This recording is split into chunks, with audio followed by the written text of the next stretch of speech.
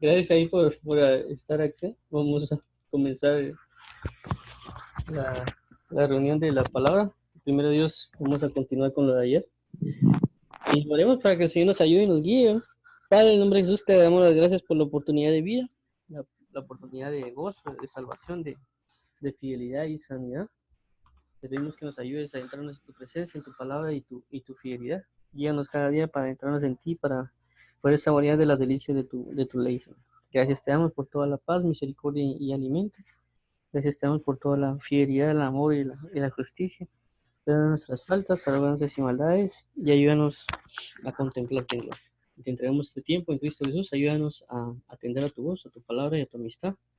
En el nombre de Jesús, Padre eterno. Amén. Bien. Bueno, entonces, como hemos estado todavía con Marcos 5, solo que ahorita, ayer vimos un poco esto, de la hija de Jairo y la mujer que tocó el manto de Jesús. Vamos a seguir hoy con este, ya como son un poco largos estos, ¿no? Entonces vamos a leerlo. Dice la hija de Jairo y la mujer que tocó el manto de Jesús. 21. Pasando otra vez Jesús en una barca a la otra orilla, se reunió alrededor de él una gran multitud, y él estaba junto al mar. Y vino uno de los principales de la sinagoga, llamado Jairo, y luego que le vio, se postró a sus pies. Y le rogaba mucho, diciendo, mi hija está agonizando, ven y pon las manos sobre ella para que sea salva y vivirá. Fue pues con él y le seguía una gran multitud y le apretaban. Pero una mujer que desde hacía 12 años padecía de flujo de sangre y había sufrido mucho de muchos médicos y gastado todo lo que tenía y nada había aprovechado, antes le iba peor. Cuando oyó hablar de Jesús, vino por detrás entre la multitud y tocó su manto, porque decía, si tocare tan solamente su manto, seré salvo.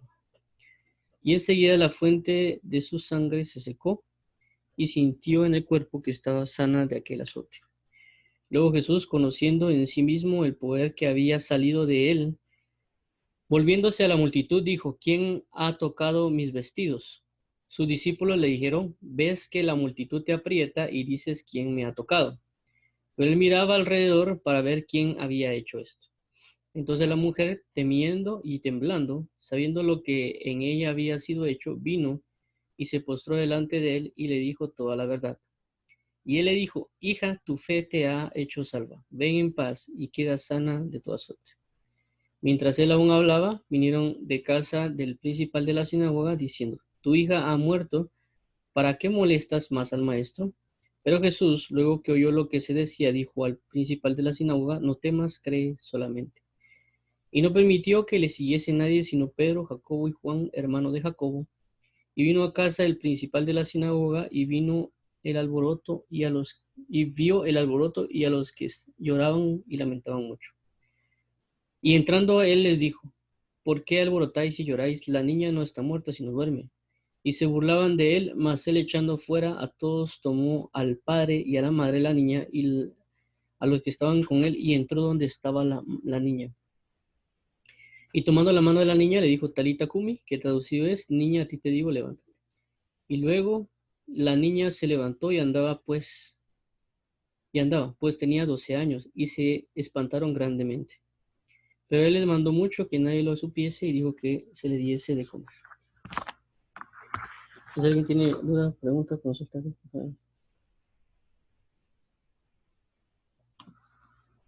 No, Juanjo, dale, dale. a ver, pues ese chat, ahí está. Bueno, vamos a ver, ayer hablamos un poquito de la, vamos a ver, Jairo, que Jairo prácticamente era un padre que rogaba y que nosotros tenemos que tener un sentir así como el Jesús de padre de rogar eh, para cualquier cosa, inclusive para la iglesia. Esta figura puede ser inclusive la iglesia, una figura de un ministro, que es Jairo, y la niña puede ser una iglesia aún no madura, que está a punto de morir, como un ministerio, etcétera. Pero hay que tener ese fluir de paternidad porque es bien importante. Lo que hablamos ayer, que no es lo mismo un amor de padre, de engendrado completamente, a un sentir de amistía, etcétera, porque siempre hay algo que compagina, pero con un nacimiento no. Con don Rafael vimos ayer también de que Jairo era de la sinagoga, posiblemente era fariseo, pero no necesariamente podía estar en contra de Jesús, ya que no todos realmente de ese tiempo estaban en contra de Cristo, porque entendamos de que también había revelaciones de Dios en ese momento de quién era Cristo. Uno de ellos es, no me recuerdo, en Lucas hay un anciano que no me recuerdo el nombre, ahorita a ver si lo logro encontrar acá rápido, que no me recuerdo el nombre de este señor. ¿Dónde está el señor? O sea, lo buscan en la Biblia normal. El celular no sé si me va a traer. Solo en momentos que me quiero recordar de este señor. ¿Cómo es que se llama? ¿Cómo te llamas tu nombre? Vamos a ver. Vamos a ver. Lucas, no, solo quiero ver. Es que le dieron una revelación a dos personas. Es en el libro Lucas. Lucas. Vamos a ver.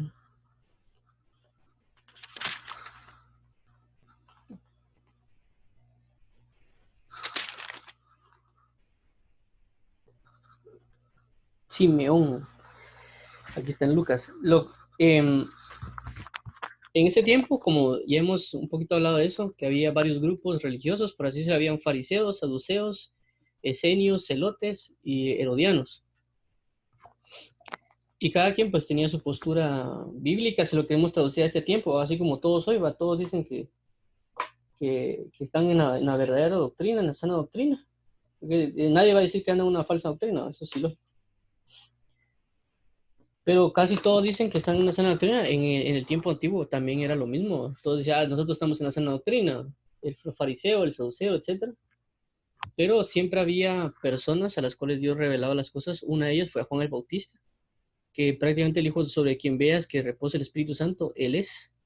El otro a quien se le indicó lo mismo, eh, inclusive fue a Simeón en Lucas. Es aquí.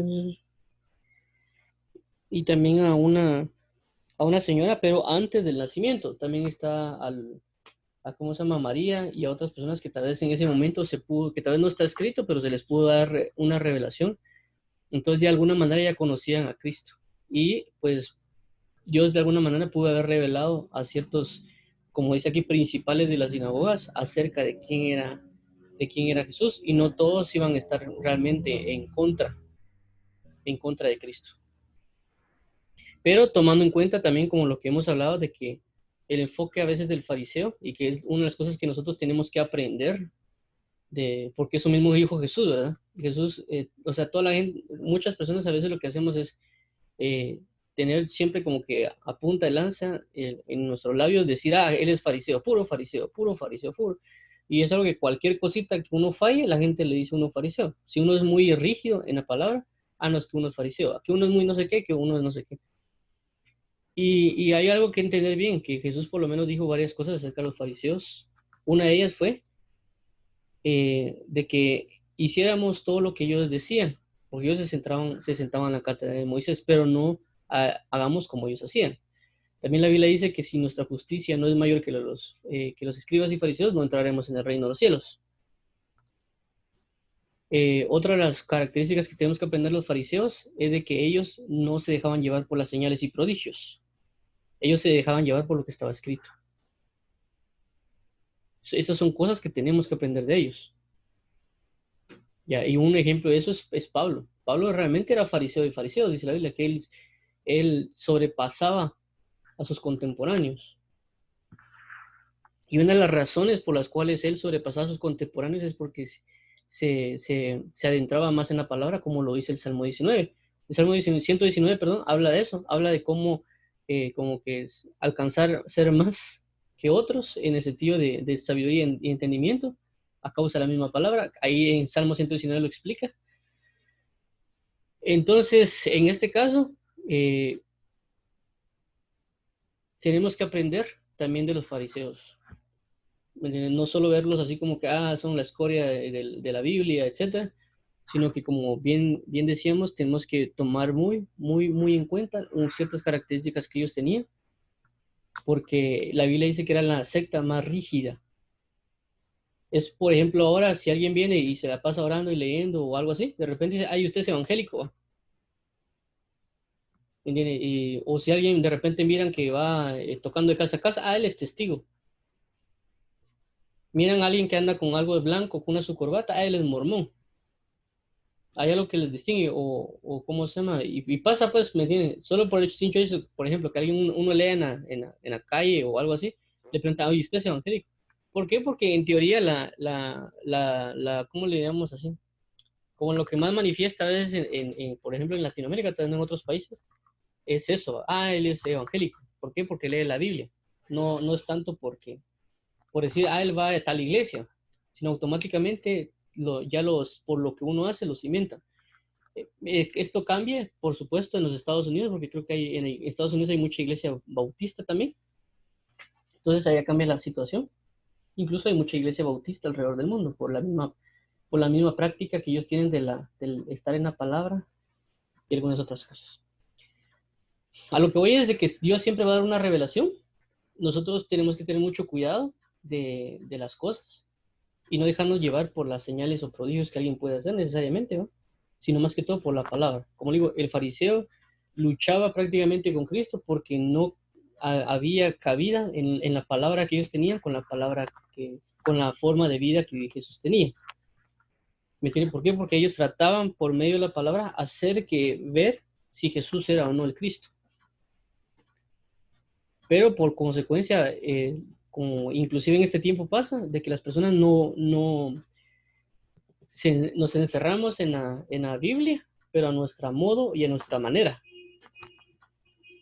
Y cualquier cosa que a veces viene externo, lo rechazamos completamente y no vamos a orar. Entonces es algo bien importante del fariseísmo que hay que tomar en cuenta, como les digo, porque no tenemos que dejarnos llevar específicamente por señales y prodigios o inclusive por profecías, que tal persona dijo que se iba a cumplir tal cosa y se cumplió. Tampoco hay que dejarnos llevar por eso.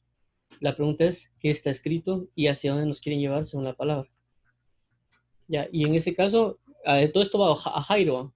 Entonces, Jairo, Dios le pudo dar una revelación de quién era Cristo. No todos estaban en contra de Cristo en ese tiempo del fariseísmo o demás personas que están ahí, ¿no? Sino de todo, había de todo. Y Jairo, pues, aquí no se habla mucho de él, pero posiblemente él de alguna manera recibió un testimonio, una liberación, o simple y sencillamente por la misma necesidad de su hija, de lo que vimos con la de flujo, la única necesidad de saber de que es cierto, a él tal vez no es el Mesías, él tal vez no es esto, o porque la Biblia no dice nada, pero es el único que he visto que puede hacer eso y que lo haga, ¿no? Porque mi hija ya está en agonía. Entonces a veces Dios nos tiene que llevar a esos puntos, ¿no? Uno no cree y lo empuja a uno hasta el punto que el único que uno va a necesitar es él. Eso fue lo que hablamos ayer con las enfermedades. Entonces, él lo que hace es a veces acarrear a la persona a que su única opción sea Cristo. Eso es pura misericordia. Es la más excelsa misericordia que Dios puede tener con uno, es eso. Y hay un ministro que lo dice mucho, no me recuerdo, él decía de que el grito de Dios hacia las personas es meterlos en problemas para decirles que se arrepientan. Y es cierto, Dios tiene esa cualidad y prácticamente es pura misericordia, porque a veces si no tenemos problemas no nos acercamos, no oramos, no leemos, no buscamos. Media vez se van los problemas, seguimos en nuestra misma rutina. Cuando comienzan los problemas, comenzamos a orar. Las cosas se comienzan a componer, nos salimos, ¿no? Eso pasa, también pasa lo contrario, pues ahí pasa que hay personas que se ponen a orar y de repente viene una tribulación y se apartan. Lo más importante es de conocer quién es Cristo y, y poderle amar, ¿no? También tomar en cuenta que también Jesús predicaba en sinagogas, no solo predicaba en las calles, en las plazas, como muchas personas dicen, no, es que Jesús hay que salir a las calles porque Jesús predicaba en las plazas, predicaba en la cosa y no tenemos que estar encerrados en cuatro paredes.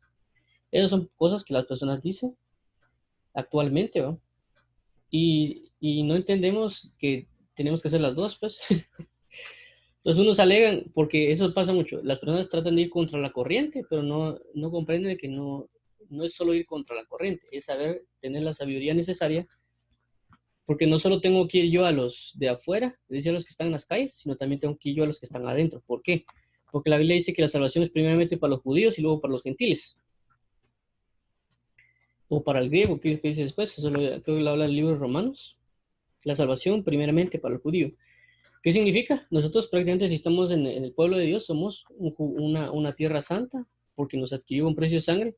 Por lo tanto, tenemos rasgos de judíos espirituales, si lo queremos llamar así. Entonces, la salvación primeramente es ¿para qué? Para la casa de Dios. Eso es primeramente, la salvación viene para la casa de Dios. Luego es para los gentiles, para los que no conocen. Y las personas quieren salir a veces a predicar afuera, pero no se dan cuenta que también adentro hay una necesidad. No hay un evangelismo dentro de la misma iglesia. ¿Con qué hablo con evangelismo? Que las personas que es evangelista, si lo que el ministerio evangelístico, no ministra en la iglesia sobre eso, sino que solo va y predica y no se da cuenta que es necesaria la administración de ese evangelista dentro de la congregación. ¿Por qué? Porque como ya hemos visto que no hay personas que hacen por naturaleza lo que es de la ley y otras personas que no lo hacen. Para un evangelista puede ser sencillo salir a la calle y montarse un bus, por así decirlo, y predicarle, o sale a la calle y comienza a hablar a todo mundo, por ejemplo. Y para un profeta puede andar bien, o una persona que tiene ministerio profético puede andar viendo cosas, ángeles, demonios, lo que sea. Yo le hablo por profecía y le dice una palabra a alguien y se acabó. Igual puede ser con un pastorado que tal vez ande llamando a la gente, ande cuidándola, no hombre, no tengas pena, etcétera. De diferentes maneras, cómo puede manifestarse, pero a veces pensamos que todos tenían, bueno, es correcto, pues, porque dicen todos tenemos que hacer eso, pero asimilan de que ya todos lo conocen lo que ellos conocen. Pero por eso fue mismo, deja a Dios en los ministerios, ¿para qué? Para que aprendan a transmitir no las acciones, sino la esencia del por qué se hace, para que el pueblo de Dios esté capacitado y sepa por qué y para qué hacerlo. De lo contrario, prácticamente es solo implantar una ley. Implantar una ley significa que tenemos que ir a predicar el evangelio porque lo tenemos que ir a predicar y vamos a predicarlo. Es implantar una ley. Entonces las personas van porque les dijeron que tenían que ir y no conocen la verdad de por qué la predicación del evangelio. Alguien dirá, no, es que es bien sencillo la predicación del evangelio, pero no es así. En el sentido de que es sencillo cuando se vive una verdad y esa verdad lo encamina y esa gloria está manifiesta. Porque la Biblia dice no podemos dejar de oír lo que hemos visto y oído. Pero también hay cosas que tenemos que comprender acerca de la predicación que no se conocen actualmente y que tenemos que aprender a conocer. Por ejemplo, la mayoría de personas se enfocan en el evangelismo, de ir a predicar estadios, salir a las calles, etcétera. Pero a veces no hay un evangelismo personal al estilo Felipe.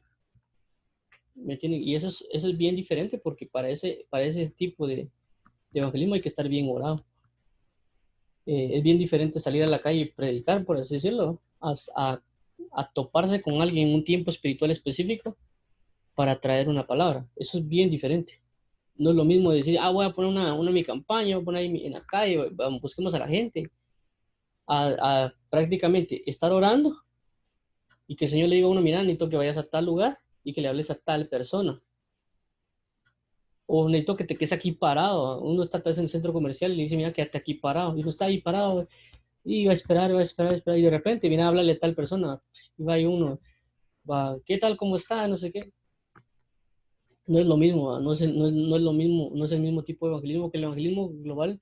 Eso tiene sus circunstancias, pero se predica y predica parejo. O sea, da la palabra y da la palabra. No hay un mensaje directo, pero no es lo mismo que uno vaya y que de repente vayan acá y que le diga a Dios, mira, hablarle a tal persona. Eh, entonces, tomar en cuenta, como les digo, esto con respecto a la evangelización, con respecto a los fariseos, porque ya no sé por qué me metí aquí, pero tenemos que tener bien en cuenta acerca de los ministerios, la salvación, la edificación y el conocimiento de, de por qué tenemos que enfocarnos mucho en lo que está escrito. Tenemos que tomarlo muy en cuenta para poder retomar, conocer al Dios verdadero. Para que cuando venga cualquier tipo de ministro, sea quien sea, porque como van a venir personas con ministerios fuertes, y tal vez no en este tiempo, no este tiempo específico, pero sí va a venir un tiempo donde va a haber manifestaciones muy fuertes de gloria de Dios, de que si la persona no está bien cimentada en la palabra, se va a ir de largo. Ahorita todavía no hemos experimentado, una guerra espiritual como se debe. Y eso hay que tomarlo en cuenta. Y eso es lo que pasó en el tiempo antiguo. En el tiempo antiguo había, porque ahorita el que me diga que hay fariseos ahorita puros, no les voy a, no muy creo, porque eso es lo que no entendemos del fariseísmo. El fariseísmo son personas que eran demasiado fuertes en la palabra, que inclusive sabían la palabra de memoria. Y yo hasta el momento no he visto muchas personas así. Y miro que acá rato las personas dicen, no, es que es fariseo, fariseo, fariseo, fariseo. Y pues hasta por molestar, igual como no juzgue y para que no seas juzgado. Son palabras que siempre usan las personas, pero lo usan a conveniencia. Pero un verdadero fariseo, ese sí no, están escasos inclusive, ¿no? Están escasos. Hay por ahí, sí hay, y son conocidos, ¿no? Son reconocidos, por así decirlo. Pero abunda más la ignorancia que el conocimiento de un fariseo como en el tiempo de ellos. Eh, Todo esto con lo que va con Jairo, o también hablamos de un ministro, como digo, que está viendo morir su, lo que hizo nacer, pues puede ser una iglesia, ¿no? Y que él necesita permiso, pero siempre hay una revelación de Dios para la necesidad del arrepentimiento, la necesidad de abocarse a Cristo y rogar, porque solo Él puede salvar, solo Él puede rescatar, y esa es la necesidad que Dios tiene con nosotros. Entonces, estemos atentos a eso. El fariseísmo puede estar manifiesto, ¿cierto? A cada quien se le manifiesta de diferente manera, pero uno puede llegar a ser un fariseo sin darse cuenta. Y uno tiene que estar bien cimentado en la palabra porque va a venir cosas sobre la tierra que si alguien no está bien cimentado, si alguien no está bien cimentado, se lo van a llevar caminado. Las manifestaciones de poder que se van a manifestar en el tiempo final, esos son de tener cuidado, porque van a venir profetas, van a profetizar y se va a cumplir. Van a venir ministros, van a sanar y todos van a pensar que es de Cristo. Pero aquí lo que tiene que prevalecer es la palabra. No tenemos que dejarnos guiar porque alguien profetizó o inclusive porque alguien nos dijo nuestras cosas, ¿no? Y que nos diga nuestro pasado, presente y futuro. Tampoco tenemos que irnos de boca a eso. Porque en el reino se manifiestan cosas que uno puede leer las cosas sin que Dios le haya dicho a uno nada. En que eso se puede dar. O sea, uno puede venir y leer todo lo que una persona tiene, porque uno ya aprendió a leer los ambientes, lo lee y le puede decir uno a la persona, mira, tenés tal cosa. Pero la persona se puede ir de largo. Ah, es que es profeta. No, simplemente aprendió uno a hacerlo. Pero, porque es un don, ¿verdad? Entonces, eso lo hacen también los brujos. Entonces, puede haber muchas personas que están metidos dentro de la iglesia que son brujos en contra de la iglesia. Pero las personas piensan que son profetas y los tienen por profetas. Pero un profeta no anda solo diciendo, así dice el Señor, o tú tienes esto, esto, esto. Un profeta edifica la iglesia en una unción profética. Si no conocemos la escritura como es un profeta, lastimosamente nos van a eh, malformar esos infiltrados y también aquellos que se van a decir que son profetas. Toda la gente se va a veces de cara por eso, por las señales o que alguien sane, etcétera. Pero hay que tener mucho cuidado. Siempre hay que orarle a Dios para saber si alguien eso no es y aprender a reconocerlo. Porque si no, como les digo, a todos nos van a hacer caminados. A todos. Si no le ponemos atención, a todos nos van a hacer caminados. La última guerra que va a haber, inclusive lo han hablado, la última guerra que va a haber es luz con luz. Esa es la última guerra que va a haber espiritualmente hablando. Va a haber una guerra luz con luz, no va a haber una guerra como que luz y tinieblas, por así decirlo, en el sentido de brujos y que el anticristo, no. La última guerra que se va a librar es luz con luz. ¿A qué me refiero con luz con luz? Es de que se van a levantar falsos ministros que van a aparecer luz, porque van a apostatar. Pero el problema es que van a tener reconocimiento. Y va a haber muchas cosas que están ahí, que va a haber una batalla de luz con luz. Y esa batalla va a ser bien fuerte. Eso aparece en el libro de Jeremías, no me estoy inventando nada. Eso está en el libro de Jeremías. En el libro de Jeremías se levantaron profetas en contra de Jeremías y eran profetas renombrados, no eran cualquier profeta. Eran profetas que estaban ahí.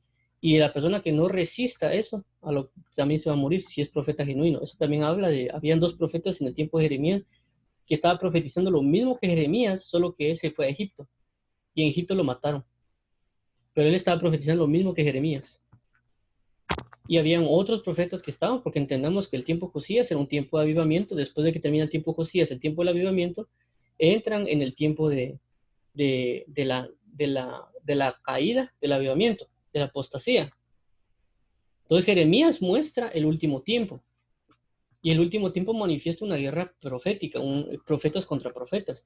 Profetas que profetizan destrucción y profetas que profetizan paz. Y eran profetas que eran conocidos, porque ya tenían el título de profeta. Entonces tenemos que tener mucho cuidado porque nos podemos dejar guiar. Inclusive Jeremías pensó que la profecía que le habían dado era verdadera y que Dios había obrado de manera gloriosa en el pueblo de Israel y se dejó guiar por la profecía que un falso profeta dijo. Pero Dios le dice, ve y regresa y profetiza a ese profeta que dijo tal cosa, dile tal y tal cosa. Entonces tenemos que tener cuidado porque esta guerra espiritual, esta guerra de fariseos, se va a manifestar. De todo, va a haber una gran batalla en cualquier ámbito. Ahorita se libra, pero no es tanto. Ahorita se pelea el testigo con el mormón con el evangélico, el católico contra el evangélico. Hay una gran pelea así, pero son peleas de güiritos, ¿no? No, devuélveme mi juguete, pa, y se andan peleando. Pero la que va a venir, la que ha de venir, va a ser una batalla a muerte. Y tenemos que estar bien cimentados en eso. Por eso les digo que es el imitar al fariseo en lo que Dios dijo. Que estemos sentados a la cátedra de Cristo, a la cátedra de la palabra. Y no solo dejarnos guiar por las manifestaciones que ha de venir. Toda manifestación se va a cumplir con la palabra. Inclusive hay manifestaciones que parecen de Cristo, pero no lo son. Entonces, por eso hay que estar bien cimentados en la escritura, bien cimentados, porque la gente quiere ver eso, la gente quiere ver que alguien le profetice, la gente quiere ver a alguien, etcétera, y es parte, pero la principal razón es la palabra. Muchos de los avivamientos que han venido sobre la tierra se han apagado por falta de sana doctrina. Ha habido maravillas, prodigios, señales, etcétera, pero siempre el ataque ha acontecido a una falsa doctrina. Si ustedes se ponen a leer todos los avivamientos que han habido, no necesariamente de lo que aparece en la Biblia, sino los que han aparecido en el tiempo en que vivimos, muchos de esos avivamientos han decaído por una falsa doctrina.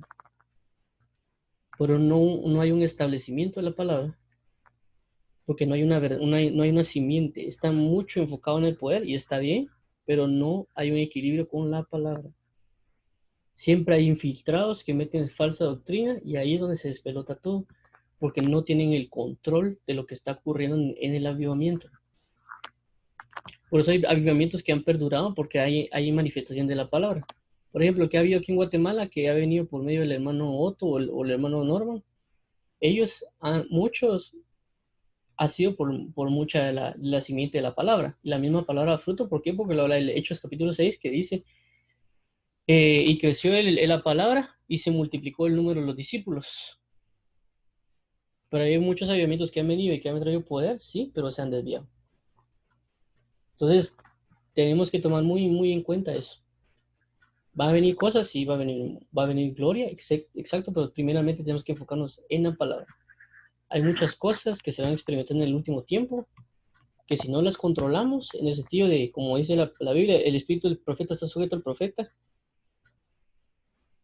Si no hacemos eso, si no aprendemos a habitar en la palabra, a morar ahí, y a tener una unción sana como el apóstol Pablo, nos vamos a desviar. Así como la iglesia de Corinto. Se enfocó tanto en los dones, tanto en las cosas, y se olvidó del amor, se olvidó de la sabiduría, se olvidó de muchas cosas y pues prácticamente todo era un mover espiritual sumamente alto. Entonces tenemos que tener mucho cuidado. Hay 7 iglesias, como ya vi, cuando ya vi, creo que lo había mencionado, hay 7 iglesias en el libro de Apocalipsis. Cuando Juan le habla al ángel, escribe al ángel tal cosa y dile a las 7 iglesias tal y tal cosa. Pero también tomar en cuenta que Pablo también le habla a 7 iglesias. Y hay que tomarlo en cuenta para tener la enseñanza y saber que esas 7 iglesias no significa que son necesariamente, esa iglesia pertenece a esta iglesia, sino que significa de que puede que yo esté perteneciendo a esa iglesia actualmente. Por ejemplo, hay personas, por ejemplo, ustedes pueden pertenecer a la iglesia de la Odisea, a la de Filipo, a la de Efesios, y no se dan cuenta en qué iglesia están. Y tienen que saber en qué iglesia están para saber cómo contrarrestar la falsa doctrina que se está manifestando para sus vidas. Entonces, todo esto con respecto a Jairo. Me voy a regresar, voy a rebobinar todo hasta donde venía. Todo esto con respecto a Jairo, de entender de que no todos los ministros iban en contra de Jesús y de que Dios iba a dar la revelación de quién era Él, es decir, quién es Cristo, y la necesidad de empujarnos para comprender y poder orar de esa manera. Voy a ir caminando un poco más allá. Estoy muy para allá. Y ruega mucho diciendo, mi hija está agonizando, ven, pon manos sobre ella para que sea salva. Igual aquí habla también, si se dan cuenta, la imposición de manos para sanidades. Fue pues con él y seguía una gran multitud y le apretaban. Pero una mujer que hacía 12 años padecía flujo de sangre y había sufrido de muchos médicos y gastado todo lo que tenía y nada había aprovechado, antes le iba. Cuando oyó hablar de Jesús, vino a detrás entre la multitud y tocó su manto, porque decía, si tocar tan solo su manto, seré salvo. Entonces, acá fue lo que vimos ayer acerca de la mujer de flujo, como mencionó Rafael ayer, que por la misma contaminación que daba que la mujer que tenía flujo era impura. Entonces, por eso también tenía mucho cuidado de ella, de tocar a Jesús, ¿no? O tener miedo, porque podía decir de que había una impureza y podían inclusive agarrarla a través a pedradas por haber hecho tal acto, ¿no?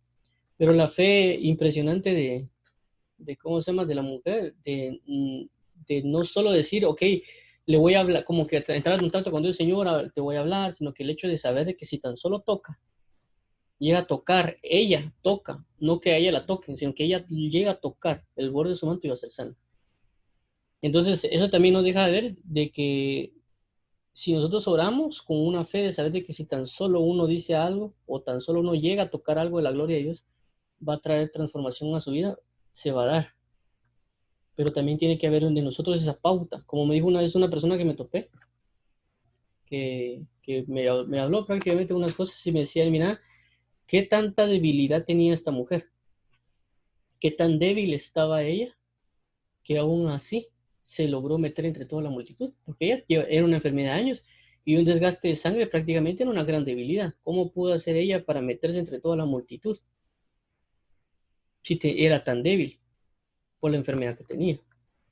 Entonces vemos cómo la fe nos puede dar fuerza para continuar en nuestro caminar. Entonces hay algo bien importante en esto y ver de que tenemos que buscar esa sanidad. Tenemos que buscar, y esa sanidad se puede hacer en cualquier cosa, pues no veamos una sanidad en el sentido pues, de una enfermedad o un dolor o algo así, sino que una enfermedad inclusive el alma. Por ejemplo, si tan solo lo tocare, seré perdonado. Si tan solo lo tocare, seré restaurado. Si tan solo lo tocare, seré... ¿Para qué? Para agarrar la esencia. Puedo tocarlo y traer una sanidad y una vida a mi vida, restablecerme en mí, pero yo tengo que tener la fe y también la esperanza, porque ella esperaba. Ella, mira, como miren, aquí no sabemos si ellos se pusieron a orar para que Jesús llegara a ese lugar. Porque vemos la situación de que viene y va con el Gadareno y sana, pero perdón, liberta. Y luego vemos que va con Jairo y también Jairo lo recibe así como el Gadareno, solo que lo recibe para que sane a su hija. Pero estos señores, yo no sabemos realmente si ellos oraban para que Jesús llegara a ese lugar. Porque ellos oían de Jesús, pero no sabemos si ellos no podían salir del lugar. O si la señorita estaba ahí con el flujo y tal vez una cuadra y ella se quedaba desmayada. El Jairo no sabía si se iba y la hija se iba a morir. Entonces ellos esperaban a alguien como Jesús. Y sabían también, como uno no pensemos de que andaba Jesús así como que ahorita andan tal vez los ministros, ¿no? Como uno anda en la calle. Y ahí como que hay uno libre en la calle, ¿va? Hasta uno corre y todo. Sino que simple y sencillamente sabían quién era Jesús, sabía lo que Jesús tenía. Y pues tal vez estaba atorado. Pues como cuando andan los políticos ahí, andan besando a todo el mundo, ¿no? O sea, es una gran cantidad de gente que está alrededor de, inclusive con los famosos, ¿no? Puede haber una gran cantidad y tienen inclusive la idea de tocarle para que se les pegue lo de ellos, dicen. Entonces hay una gran multitud que se agolpa y la pregunta es cómo le hace la mujer para llegar a pesar de su debilidad. Y ahí vemos el cumplimiento de la palabra, porque la fe es la certeza de lo que se espera. Entonces la esperanza fue una fuerza para ella. No necesariamente la fe, sino la esperanza, porque ella esperaba su sanidad. Entonces como ella tenía la esperanza de la sanidad, la fe, la certeza, lo que se espera. Espero mi sanidad, espero tocarle y se sana. Entonces agarró esa esperanza y esa la manifestó en fe. La fe es la certeza de lo que se espera, la convicción de lo que no se ve. Entonces nosotros podemos tocar el manto de Jesús y ser sanos. Dice, ¿qué más? Porque si tocaré tan solo su manto, seré salvo. Miren, aquí depende porque esto también lo indicó ayer don Rafael, salva. Porque salva no únicamente, en unas traducciones no habla de salva, habla de sana. Pero no sé por qué le pusieron salva, sana. Pero igual se puede dar la misma manera, porque la Biblia, hay versículos que dice, por sus llagas hemos sido sanados, y otro donde dice, por sus llagas hemos sido salvados. Entonces se puede interpretar también la sanidad como una sanidad. Y enseguida la fuente de su sangre se secó y sintió en el cuerpo que estaba sana de aquel asunto. Entonces, esto también lo puede vivir la iglesia, es decir, la iglesia puede estar con flujo de sangre, es decir, puede estar en contaminación, y Dios espera que la iglesia como cuerpo haga esto. Lo que está acá, Él necesita que la iglesia haga esto como la mujer, porque ahorita tal vez está ensangrentada la iglesia, tiene flujo de sangre y la ha gastado con un montón de médicos, es decir, con ministros, con falsas profecías, con un montón de cosas del mundo, y la iglesia no se ha puesto en pie porque anda gastando en cosas que no debe, y no ha reconocido que Jesús es el único que puede salvarlo, por eso tiene flujo de sangre. Entonces dice, y enseguida la fuente se sacó, y dice el 30, luego Jesús, conociendo en sí mismo el poder que había salido de él, volviéndose a la multitud, dijo, ¿quién ha tocado mis vestidos? Entonces vemos el poder que puede haber en alguien, ¿ya?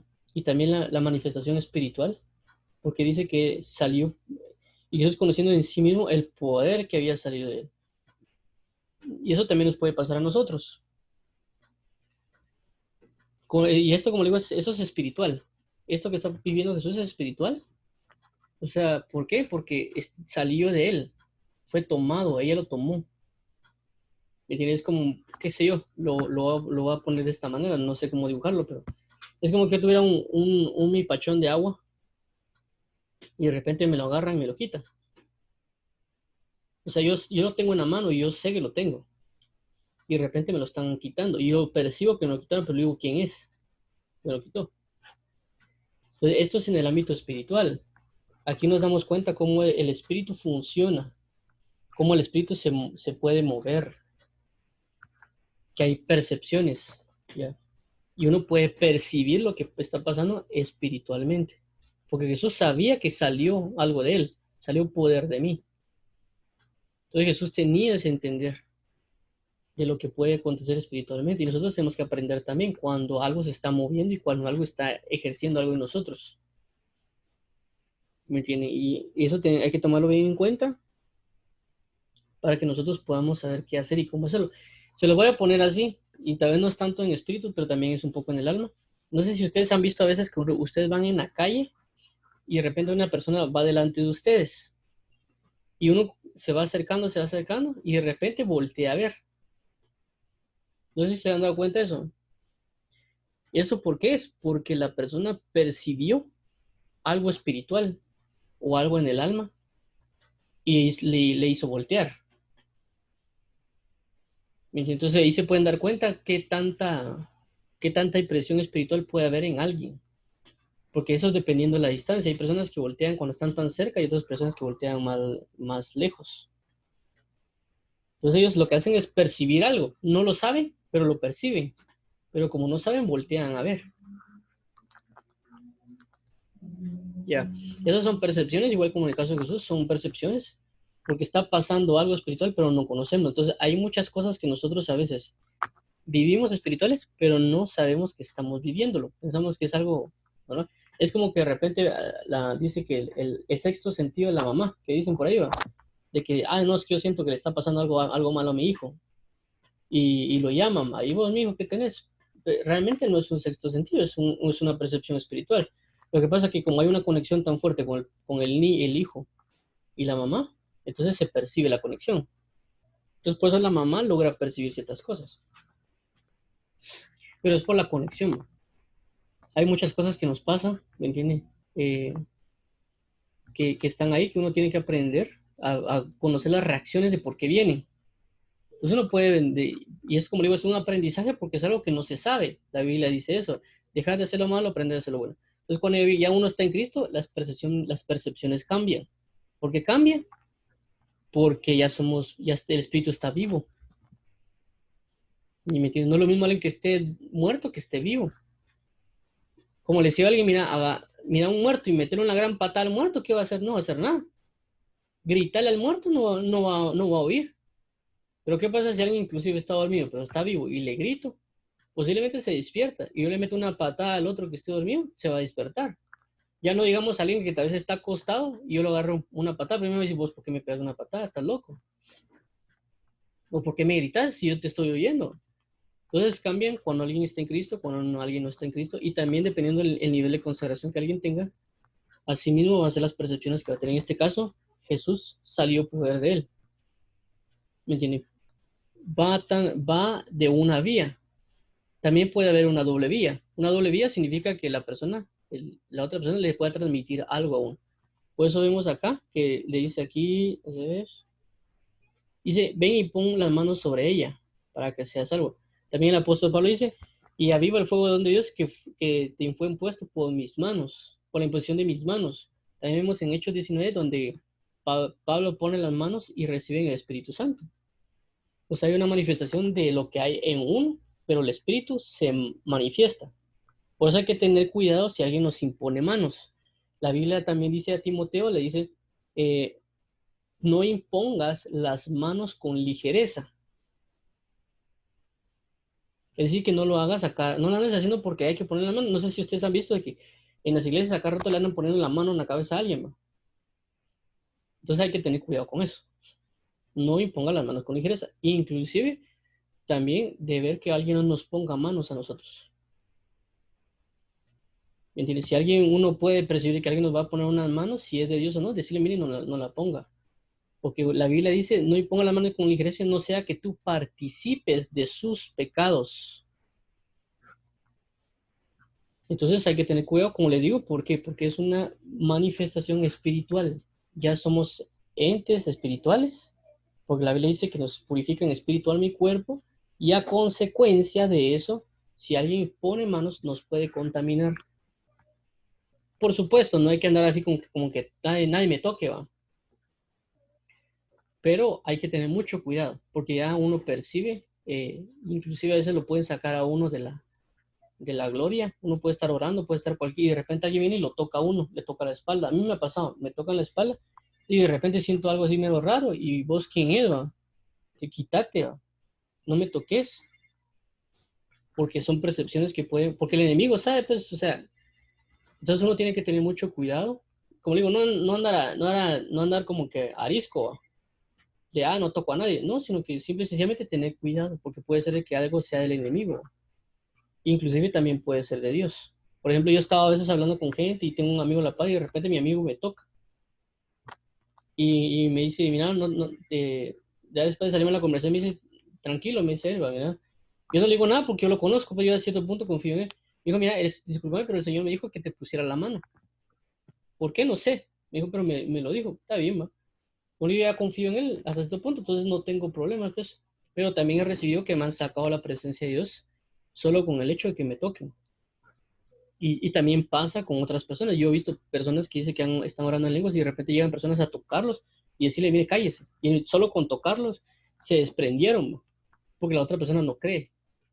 Y eso lo pueden ver. Hay un video, inclusive de Gigi Ávila, no sé, pueden buscarlo en internet. Sale que una persona lo tiene agarrado a Gigi Ávila. Y Gigi Ávila trata de orar y no puede. Y le dice, hermano Gigi, hermano. Y de repente el hermano Gigi dice, suélteme. Y le dice, suélteme. Y después el hermano comienza a orar y de repente decir una gloria. Pero fue porque el otro lo tenía como que oprimido de alguna manera, ¿no? Por la unción que la otra persona tenía. Ahí búsquenlo, ahí en YouTube está. Y cabal sale de que el hermano dice, suéltame, suéltame, le dice allí, y él comienza a orar. Y también decían una gloria de Dios sobre el pueblo que está ahí, y se ponen a danzar y todo, pero un fluir verdadero. Entonces tenemos que tener cuidado con la imposición de manos. ¿Sabes? Ok, ya me acuerdo. Entonces, hay que tener cuidado, por eso es lo que voy, con los moveres espirituales. Entonces uno tiene que aprender a percibir las cosas. Y es cierto, es una práctica porque a veces uno no conoce. Entonces uno a veces percibe cosas. Por ejemplo, hace poco yo percibí de que tenía que llamar a alguien porque había acordado de alguna manera un tiempo que, por ejemplo, creo que a las 3 le dije que le iba a llamar. pero de repente me vino una cuestión así como que llamarlo a las 2:20. Pero llamé a otra persona, no llamé al que era. ¿Me entienden? Me confundí en la percepción y dije, bueno, esta persona es, tengo que llamar y la llamé, pero me había confundido y después ya asimilé, ok, dije, bueno, ya tengo más apercibido porque eso pasa. Igual las personas pasan con sueños, las personas con sueños, Dios le puede hablar a través de sueños y tienen que saber de qué manera Dios habla con la persona por medio de sueños. ¿Por qué? Porque ya somos entes espirituales. Y por eso van a pasar cosas como en el caso de Jesús, que dice que salió poder de él. Así como sale poder de Dios, también sale poder del lado de las tinieblas. ¿Por qué? Porque hemos hablado también de que la voz, eso no sé si lo habíamos usado, de que uno lo que habla es espíritu. Y eso que las personas están muertas en delitos y pecados, no significa que su espíritu no transmita algo. Por eso las canciones, no sé si han visto que a veces hay canciones que como que son pegajosas o que pegan, y se siente uno, a veces a veces uno entre busca más a Dios o más percibe, hasta se sienten las tinieblas y a uno no le gusta, porque se percibe la tiniebla. Igual, eso pasa, como le digo, ¿por qué? Porque son percepciones espirituales. Inclusive, por ejemplo, hay personas que miran a un artista y se desmayan. Eh, como le digo, pasa un montón de cosas con esto, con respecto a esto de Jesús, salió poder de él. Y también nos lleva como a hacer lo mismo que la mujer del flujo de sangre, correr a Cristo y saber de que si uno tan solo pone la fe en algo, en Él, de buscarle para una salvación, una sanidad, va a salir poder de Él. Y Él también se va a preguntar lo mismo. Él se va a preguntar eso. ¿Y qué pasó? ¿Por qué salió poder de mí? Porque uno lo arrebata. Esto prácticamente fue un arrebatar, lo que ella hizo. Pues. Tomó por medio de la fe algo que necesitaba. Y igual tiene que uno hacerlo delante de Dios. Hay cosas que uno necesita. Y es amor, fe, eso uno lo puede tener y acercarse en oración para obtenerlo. Y uno lo desciende, por así decirlo. Hace que salga de él. Y a un perdón, cualquier cosa. No le enfoquemos en dinero, casas, pagos o lo que sea, ¿ves? Porque eso está de más. Sino el hecho de tener la misericordia de Él en nosotros. La paz, inclusive, ¿no? La paz, la verdad, la justicia, etcétera, de cualquier cosa, lo podemos obtener de Él. Bueno, dice, ¿y quién ha tocado mis vestidos? Y sus discípulos le dijeron, ves que la multitud te aprieta y dices, ¿quién me ha tocado? Pero él miraba alrededor para ver quién había hecho esto. Entonces la mujer temiendo y temblando, sabiendo lo que él, lo que en ella había sido hecho, vino y se postró delante de él y le dijo toda la verdad. Y él le dijo, hija, tu fe te ha hecho salva, ve en paz y queda sana de tu azote. Entonces vemos no solo la sanidad que ella recibe, sino también la manifestación de las palabras que Jesús siempre ha dicho, que regularmente dice, ve, tu fe te ha salvado. Es una de las expresiones que Dios siempre habla. Por eso la salvación es por fe, no por obras. Y también a veces los milagros, las maravillas que van a pasar, a veces se hacen conforme a nuestra fe. Por eso Jesús dice, hágase conforme a tu fe. Y también dice que no iba a muchos lugares, o sea, no hizo muchas sanidades en muchos lugares porque no tenían fe. Entonces el problema no es Jesús, el problema es la fe. Y hay personas que quieren justificar su falta de incredulidad, perdón, su incredulidad, diciendo de que no está escrito en la Biblia. Por ejemplo, los dones, la hablar en lenguas. Ah, no, es que eso no está escrito, que eso no sé qué, que no sé qué, pero es porque no han entendido que es su incredulidad. Es su incredulidad la que no ha permitido que las cosas se manifiesten. Igual en nosotros. Si nosotros no vemos señales, milagros, maravillas, resucitar muertos, etcétera, es porque no creemos. No es porque todavía ya se acabó. Simple y sencillamente es nuestra falta de fe. ¿Y por qué no puede echar fuera este demonio? Por vuestra falta de fe, por vuestra incredulidad. Este género no sale sino con oración y ayuno. ¿Qué género? El género de la incredulidad no se va. Entonces, por falta de fe es que no tenemos muchas cosas. Por eso tenemos que alimentar la fe. ¿Y cómo vamos a alimentar la fe? La fe viene por el oír y el oír la palabra de Cristo. No significa ir y sentarme a escuchar a un predicador, sino significa ir a oración y recibir la palabra de verdad de Él, y ir a leer la Biblia y recibir la palabra de verdad de Él. Entonces voy a recibir la verdad y voy a tener fe. Porque voy a creer la verdad. La clave de la fe, ¿qué es? La palabra de verdad, porque sé que algo es verdadero. La fe es la certeza. ¿Certeza qué es? Una verdad. Una verdad no se puede quitar. Una verdad es. La fe es la certeza de lo que se espera. El problema está que nosotros queremos manipular la fe. ¿Cómo manipular la fe? Es una fe fingida. Una fe, eso lo habla Timoteo, dicen, 22 Timoteo, dice, y tú no tienes una fe fingida, le dice, sino tienes una verdadera fe. Le dicen a Timoteo, entonces uno tiene una fe fingida. ¿Por qué? Porque finge su fe, piensa que algo va a pasar. O a veces quiere que se haga algo como uno quiere, cuando uno declara, decreta, lo que sea. O uno dice, no, es que va a pasar esto. No va a pasar, ¿por qué? Porque Dios no lo dijo, no hay una verdad. La fe siempre va manifestada por alguna verdad de Cristo. Si no está esa verdad, no va a pasar nada. Entonces la base de la fe es la verdad. Entonces uno va a creer conforme a la verdad. Y esa verdad va a venir de parte de Dios en revelación, en gracia, en inteligencia. Y las cosas se van a hacer. Porque la gente dice, es que yo creo que esto va a pasar. Y a veces pasa, no porque porque ¿cómo se dice la palabra? Porque era de parte de Dios, sino porque Él tiene la fe para hacerlo. Pero la fe fue fuera de Cristo. Y hay personas que obtienen cosas pero de fe, pero no, Dios no se las quiere dar. No era que se las tenía que dar. No era el tiempo, pero ellos por medio de su fe lo arrancaron, pero no era el tiempo. Entonces la fe se cimenta en una verdad, una realidad que Dios quiere. Entonces, basado en esa palabra que Dios da de fe, de verdad, uno tiene que creer esa palabra. Y dice, es que Dios me va a dar tal cosa en el nombre de Jesús, pero Dios nunca se los va a dar. Nunca le dio la palabra, nunca le dio la promesa de fe, nunca le dio la verdad. Y se ensañan, no, es que yo esto, y no va a pasar, no va a pasar y no va a pasar. Porque no hay una palabra de verdad respaldada. Y a veces si pasa, es porque se movió en hechicería para obtener lo que quería. Entonces, por eso siempre hay que ir con la palabra de verdad. Por eso la fe viene por oír la palabra de Cristo. Por eso que no sé si han visto ustedes de que hay a veces milagros que le oran a un santo, a una virgen, etcétera. ¿Por qué? Porque el milagro se hace por la fe de la persona, no por el muñeco. Y a veces también hay por espíritus inmundos que hacen esas cosas, pero no es una sanidad.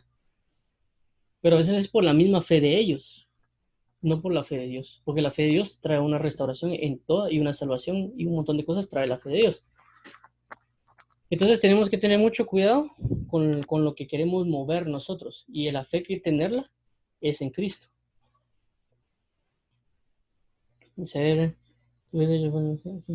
Mientras él aún hablaba, vinieron de casa del principal de la sinagoga diciendo, tu hija ha muerto, ¿para qué molestas más al maestro? Pero Jesús luego que oyó que se decía, dijo al principal de la sinagoga, no temas, cree solamente. Aquí está. Pero entonces miren, acá es bien importante saber de que aunque algo esté muerto, aparentemente no está muerto del todo. Porque uno puede morir en gloria, es decir, no, yo ya no, o sea, lo que estoy haciendo está malo, se murió algo en mí. Se puede aparentemente haber muerto un don, aunque un don no muere, eso únicamente está oculto. Cosas que se mueven con la alabanza de uno puede morir, la adoración de uno puede estar muerta, las palabras de predicación pueden estar muertas, muchas cosas que uno tiene están muertas. Ya. Y uno puede decir, ¿para qué molesto yo a Dios si esto no va a pasar, si Él ya me lo quitó? Pero aquí dice Jesús, pero Jesús luego que oyó lo que decía, dijo al principal de la señora, no temas, cree solamente. ¿A quién le fue a hablar? No a los que criticaron, sino a la administración. Es decir, puede personas que nos digan, usted, no hombre, si usted ya murió en el Evangelio, usted tal cosa, usted tal otra. ¿Me entiende? A eso ya no va a volver, ¿no? Entonces viene Dios y le dice a alguien, mira, no temas, cree solamente. Otra vez vuelve a manifestar la fe. Pero la fe en la verdad, ¿quién era Jesús? Es la verdad. Entonces creían a la verdad, ¿qué es Jesús? Jesús es la verdad. Ellos conocían otra verdad. ¿Cuál era la verdad de ellos? La muerte. La verdad de prácticamente de este Jairo, o lo que Dios quería transmitir a Jairo era, ten fe en mí, yo soy la verdad, yo soy Jesús, yo soy el camino. Entonces al creer en la verdad, a tener fe en la verdad, a tener la esperanza en la verdad, se manifiesta la fe, es la certeza de lo que se espera. ¿Qué esperaba? Antes esperaba que se sanara, ahora espera que se resucite. Le cambiaron su dimensión de fe. Entonces la fe se hizo más grande, aparentemente más complicada, pero más gloriosa, porque ahora no tienen que sanarla, ahora la tienen que resucitar.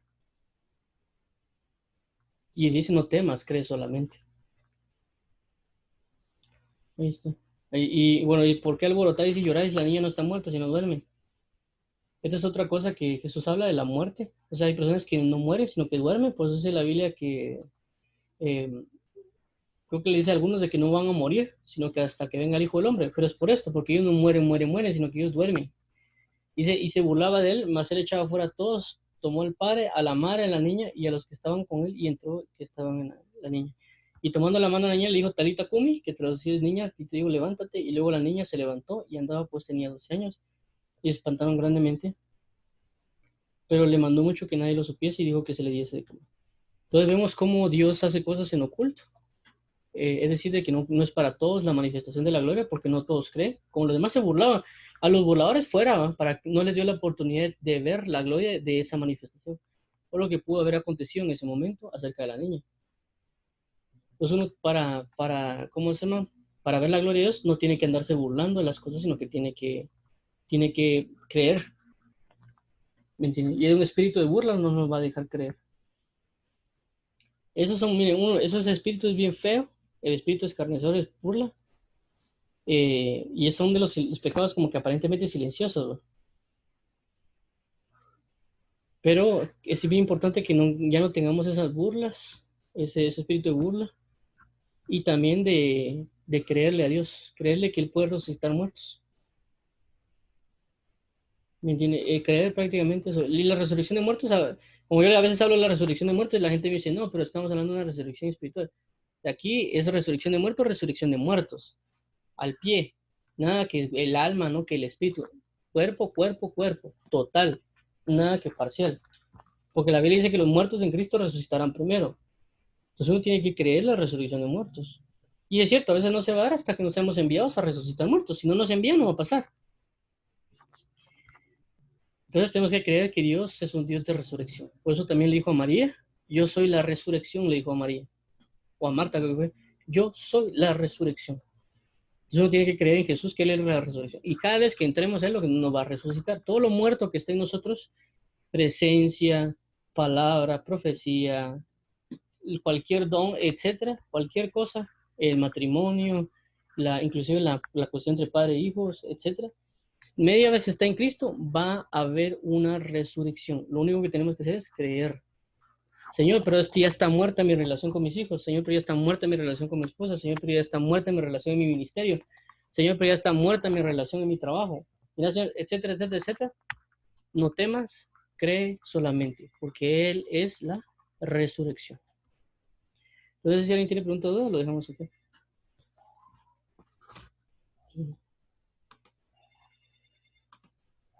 Comentarios, aportaciones. Entonces, sin más, si gustan, oramos para que Dios nos ayude a entender esto, ¿no? Y comprender. Y si hay cosas que mencioné, la pregunta es, ¿por qué Dios quiere que fueran mencionadas? Y hay cosas que Dios le va a enseñar a cada uno según su comunión. ¿Por qué necesitamos prepararnos? Una de las cosas que yo tengo bien cimentados en mi corazón es de que, y se los dije a las personas que estaban en el grupo anterior, o sea, que son ministros del Evangelio. Entonces yo creo que muchos de ustedes son ministros del Evangelio y tienen que conocer cosas para prepararse desde ya. A veces pensamos de que como incluso hablamos con una persona que un ministro es solo venir y estar predicando en un púlpito, y no es un ministro. Las personas tenemos ese concepto. Podemos estar tanto metidos en la iglesia y esperar servir en la iglesia, en las sillas, etcétera, pero un ministerio no se basa de esa manera. Todos quieren tener la pauta de predicar en un púlpito o ir a hacer unas grandes evangelizaciones, pero el ministerio comienza desde la preparación. El ministerio no comienza desde ya como fungirlo, sino desde su preparación. Ahí comienza el ministerio. Es decir, todas las personas comienzan su ministerio cuando creen en Jesús, pero no es un ministerio necesariamente de predicar, sino un ministerio de prepararse para ejercer. Entonces yo creo siempre de que, es cierto, hay ministros primarios, y yo necesito que cada persona que está acá ore para que sepa, y también al nivel de comunión, porque también es el nivel de comunión, así mismo Dios va a enseñar y va a explicar qué ministerio tiene, porque es necesario que las personas desde ya comiencen a conocer su ministerio para vivirlo, no para darse gala a decir, ah, yo soy X, Y, Z, sino el hecho de saber, porque si saben, va a ser más fácil que hagan lo que tienen que hacer. No es lo mismo que yo entre a una empresa que mire, lo contratamos, ¿para qué? Ahí después le decimos, y uno puede agarrar una escoba, ponerse a barrar, o agarrar una cuestión de sillas, o qué sé yo, se va a meter a contabilidad, y después alguien le dice, mire, ¿y usted qué está haciendo aquí, va? Fíjese, es que me contrataron, pero no sabía para qué. No, no, usted tiene que estar en tal lugar, tal departamento, ni tiene que hacer esto, esto y esto, si no, nos vamos a atrasar.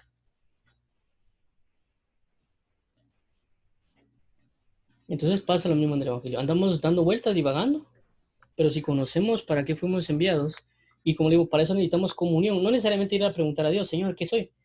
En parte sí, pero también la comunión, porque la misma comunión va a ver Dios, dice, esta persona está preparada para que se lo diga.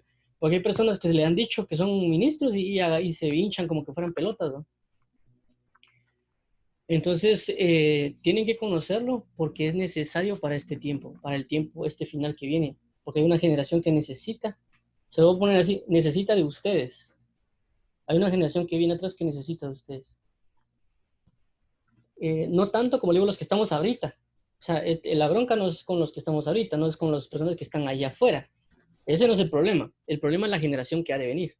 Esa es la dificultad. Pero para eso tiene que haber ministros maduros. Yo creo esencialmente que ustedes necesitan conocer eso. Como digo, no me detengo a explicar a gran medida, por muchas razones, pero sí es necesario que lo conozcan para que se preparen, para saber de que las cosas están al pie, y esto no es de ¿cómo se llama? De solo porque sí. Porque me detuve en varias cosas que no sé por qué me detuve. O sea, sí más o menos sé, pues, pero tenemos que tomar en cuenta eso. Tenemos que entender que si somos ministros, dejemos de pecar. ¿Me entiendes? Porque es muy diferente a alguien que es creyente porque piensa que no tiene la responsabilidad. Una persona que era pastor en una iglesia donde yo estaba, decía es que cuando Dios me llamó a ser pastor, dejé de vestirme con pantalones rotos, dejé de comportarme así, dejé de comportarme así porque ya me decían es que usted es pastor.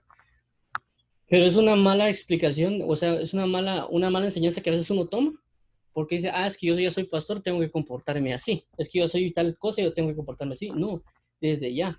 Y a veces el conocer que alguien tiene un ministerio lo va a ayudar para que sea más responsable.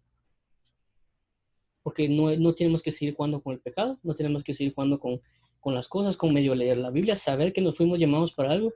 Y si no nos ponemos en la brecha, Dios nos va a contar las cosas después. Entonces, por eso, más que todo, ¿me entiendes? Y saber que Él está ahí para resucitar todo lo que se ha muerto. Y podemos llegar a Él porque Él nos va a capacitar y nos va a moldear. Porque si muchas de sus oraciones han dicho a Dios, Señor, te quiero servir, su primer servicio es amarle, adorarle y a consecuencias tienen que orarle. Su primer servicio es ese. Y el segundo es Dios los va a llevar a capacitar a cada uno. ¿Por qué? Para que no queden truncados. Porque hay personas que pasan toda su vida en la iglesia sirviendo sillas, lo que sea. No diciendo que sea malo, pero esto no es óptimo. No es óptimo en el sentido que no es lo que tal vez tendrían que hacer. Ya. Y alguien, por ejemplo, hay personas que quisieran ir a predicar y ha pasado. Inclusive hay un testimonio de una persona que dice que él quería ir a predicar. Inclusive le dieron cursos para que fuera a Israel a aprender hebreo. Y ya dice que la persona estando allá en Israel, Dios le dijo, regrésate a tu país y ora por tu país. Y solo eso le pidió Dios, prácticamente pasó toda su vida orando por su país, no predicó, no evangelizó, no, nada. Lo único que hizo fue orar por su país. ¿Me entiende? Pero si él se había puesto a aprender griego y hebreo, Dios no le va a servir. Entonces lo que necesitamos es obediencia. Y por eso necesitamos conocer quiénes somos, porque el mayor problema es la crisis de identidad que el mundo vive. Y una de las crisis es no conocer quiénes somos. Primero, porque somos hijos, es lo principal. La base de un ministerio es que entender que somos hijos. La segunda pauta es saber que somos ministros y la tercera, saber qué tipo de ministerio primario tenemos. Santo, lugar santo, alto lugar santo, lugar santísimo. Pero sobre todas ellas prevalece el hijo, porque el hijo siempre va. Uno sabe que es hijo ministro primario, porque eso es la unción arónica o la unción de Melquisedec. Entonces, cierro, oramos. Padre, en el nombre de Jesús, te entregamos este tiempo, te bendecimos, te exaltamos, te añoramos, te pedimos en el nombre de Jesús que seas tú nuestra paz, nuestro pacto, nuestra justicia y verdad. Ayúdanos a adentrarnos en tu justicia y piedad. Ayúdanos a poder conocerte en espíritu, alma y cuerpo. Y ayúdanos a poder ser sometidos a tus pies en amor, en justicia y infidelidad. Ayúdanos para adorarte, ensalzarte y bendecirte. Perdona nuestros pecados y soberbias. Y ayúdanos para que tú seas nuestra paz y justicia. Te adoramos, te bendecimos, te traemos este tiempo. Ayúdanos a vivir conforme a tu piedad y verdad. Y ayúdanos para ser fieles a todo. Te entregamos en el nombre de este tiempo. Te guarda a cada uno de los que están acá, líbralos de todo ataque espiritual. Ayúdalos en amores hacia ti, en comunión hacia ti. Y fortalécelo para que puedan vivir conforme a tu piedad. En Cristo Jesús, Señor, amén. Y amén. Entonces nos vemos primero a la noche, ¿no? Amén.